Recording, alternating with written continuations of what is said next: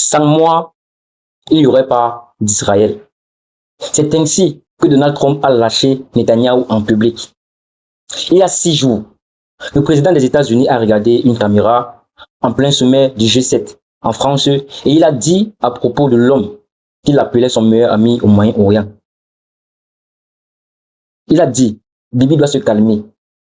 Ce n'était pas un communiqué, même pas une fuite anonyme dans un journal. Lui, en personne, devant les caméras du monde entier. Et 2 jours avant ça, toujours lui, à propos de Netanyahou, un mot est sorti. Crazy. Il avait dit fou. On parlait de 2 pays qui, il y a 4 mois, ont déclenché une guerre ensemble. Bras dessus, bras dessous. Salut, c'est Sergio, j'espère que vous allez bien. Vous êtes en Suisse, dans un hôtel de luxe perché sur une colline au-dessus du lac des 4 cantons. Vendredi dernier, des officiels américains et iraniens sont venus signer un texte censé arrêter une guerre commencée en fin février. Vous savez ce qui manque dans la salle? Vous êtes loin d'imaginer ce qui manquait dans cette salle. Israël. Israël manquait dans la salle. Ce n'était pas par accident. Le premier ministre israélien a dit, avant même que l'encre ne sèche, que le dossier du Liban, un des fronts de cette guerre, restait exclu de l'accord tant que lui et lui seul n'estimeraient pas la sécurité de son pays garantie. Vous voyez où je vais en venir? Vous voyez où je vais en venir? Sinon, bien. Parce que moi, non plus au début, j'ai mis du temps à comprendre ce qui se jouait vraiment dans cette pièce où personne d'Israël n'était assis. Bon, je vais être honnête avec vous. Quand j'ai commencé à creuser ce sujet, cette semaine même, j'étais confus. J'ai vraiment confus, les gars, vraiment confus. Parce que la version qu'on nous sait d'habitude, c'est celle d'un couple inséparable. Donald Trump, premier dirigeant étranger, reçu à la Maison Blanche en février 2025. C'était Netanyahou. Le premier dirigeant étranger reçu à la Maison Blanche en février 2025, c'était Netanyahou. Cette voyage à Washington, en un peu plus d'un an. Une guerre lancée à 2 en tandem, fin février 2026, contre l'Iran. Et là, en l'espace de quelques semaines, ce même homme qui se faisait appeler le plus grand ami d'Israël, ou le plus grand ami qu'Israël ait jamais eu à la Maison Blanche, c'était Netanyahou qui le disait.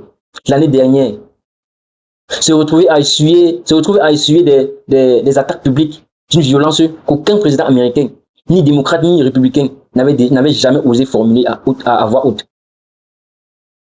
Ce que je veux dire, c'est que des tensions, il y en a toujours eu.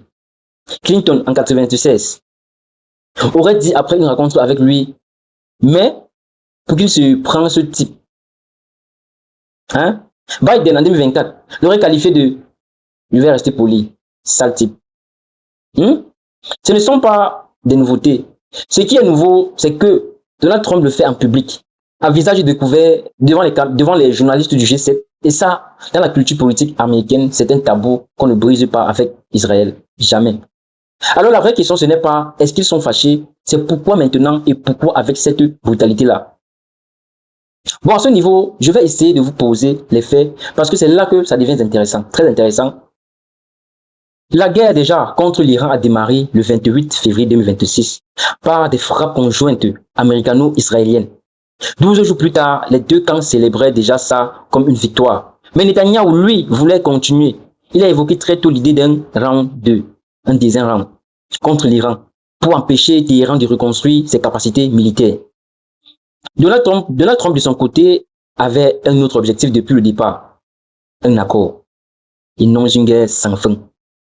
Et entre février et juin, cette guerre a fait monter le prix de l'essence aux États-Unis, fermé le détroit d'Ormuz, par où transitait en temps normal un 5e du pétrole mondial. Et ça a rendu le conflit de plus en plus impopulaire chez les électeurs américains. Parce que selon NBC News, les attaques israéliennes au Liban contre le Hezbollah ont, à elles seules, déplacé plus d'1 million de personnes et fait plus de 3500 morts. C'est colossal et c'est précisément ce front-là le Liban, qui est devenu le point de rupture. Pourquoi? Parce que pendant que Donald Trump négociait avec l'Iran un cessez-le-feu global, Netanyahou continuait de frapper le Liban. Une frappe israélienne sur un centre de commandement du Hezbollah à Beyrouth a eu lieu. Tenez-vous bien. Tenez-vous bien, chers abonnés. Parce que 2 heures avant que les Américains ne signent leur accord avec l'Iran, 2 heures avant, vous imaginez la scène, Trump est en train de boucler un deal historique et son partenaire le plus proche lui glisse une frappe sous le tapis au pire moment possible. C'est là que Donald Trump a lâché le mot crazy, qui signifie fou. Et qu'il a dit cette phrase, qui a fait du bruit. Sans moi, il n'y aura pas d'Israël. Une façon de dire, c'est moi qui décide du tempo, pas toi. Alors, pour ramener ça à quelque chose de concret, vous vous souvenez de ces moments où, dans une famille élargie, peut-être on dirait même ivoirienne, française, 2 frères dirigent ensemble une affaire et que l'un veut vendre vite, pendant que l'autre veut encore négocier le prix pendant des mois. Le projet commun ne s'effondre pas forcément, mais la confiance, elle, prend un coup. Et tout le monde dans le quartier le sait. Même si personne ne le dit à voix haute. D'ailleurs, si ce genre de décryptage vous parle, l'abonnement m'aide vraiment, plus que vous ne le pensez. Bon, on était où déjà? Je continue. Netanyahou, lui, est coincé politiquement. Il ne peut pas se permettre de dire « la guerre est finie » sans avoir livré ce qu'il avait promis à son opinion publique. L'anéantissement total de la menace du Hezbollah, un correspondant vétéran pour Israël, des économistes le disaient cette semaine. Netanyahou ne peut pas mettre fin à cette guerre parce qu'il n'a pas tenu ses promesses et parce qu'il ne veut pas affronter le jugement de l'opinion israélienne après coup. 2 hommes, 2 horloges politiques complètement différentes. Donald Trump veut sortir du bourbier avant les retombées économiques chez lui. Netanyahou ne peut pas sortir tant qu'il n'a pas un résultat à montrer chez lui. Alors, qu'est-ce que ça change pour nous? Je vous entends déjà, Sergio, en quoi ça nous concerne?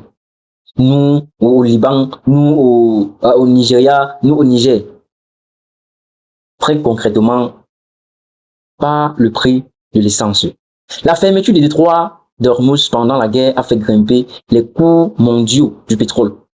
Parce que c'est par là que passe une bonne partie des hydrocarbures qui finissent au bout de la chaîne, dans nos stations-service. Quand l'accord du 15 juin a été annoncé, les coûts du pétrole ont chuté de plus de 4% en une journée. C'est-à-dire que la dispute entre 2 hommes à 10 000 km d'ici, ou d'où tu es en fait, a un effet direct, mesurable, sur ce que vous payez pour faire le plein. Et il y a un deuxième effet, plus profond celui-là. Ce qu'on observe avec Trump et Netanyahou, c'est un cas d'école de ce qui arrive quand 2 alliés ont des intérêts qui, au départ, semblaient identiques et qui finissent par diverger sous la pression du temps. Ça vaut pour des gouvernements, mais ça vaut aussi à une autre échelle pour des partenariats économiques régionaux, des coalitions politiques, même des associations de quartier. Le jour où l'un des deux a besoin de sortir vite et que l'autre a besoin de rester pour sauver la face, le partenariat craque, même s'il a été solide pendant des années. Donc non, ce n'est pas juste une querelle de chefs d'État lointains. C'est un miroir grossissant de quelque chose qu'on connaît tous à notre échelle. Je ne sais pas comment ça va finir honnêtement. L'accord signé entre Washington et Téhéran, ce n'est pas un traité définitif, c'est un protocole. 60 jours de négociations doivent encore s'ouvrir sur le nucléaire, les sanctions, la reconstruction. Et le dossier libanais, le plus explosif des deux, reste suspendu à la seule décision de Netanyahou. Le chef du Hezbollah devait s'exprimer juste avant la signature. On ne sait même pas encore si ce cessez-le-feu va réellement tenir sur le front-là. Ce que je retiens, moi, de cette semaine, c'est qu'on vient peut-être d'assister à quelque chose qu'on ne voit pas souvent. Un président américain qui décide en public que la relation avec Israël n'est plus un sujet qu'on protège à tout prix du regard extérieur. Que ça vaille la peine ou pas, je ne sais pas. Les avis sont déjà très partagés là-dessus, même aux États-Unis, même chez les soutiens historiques d'Israël. Alors, je vous pose la question franchement, parce que je n'ai pas la réponse toute faite. Est-ce qu'un allié qui vous critique ouvertement en public, c'est un allié qui vous respecte assez pour être honnête? Ou un allié qui a cessé de vous protéger? Dites-moi en commentaire ce que vous en pensez. Moi, c'est Sergio et on se retrouve pour la prochaine vidéo. Vous êtes les meilleurs, vous le savez déjà. Prenez soin de vous.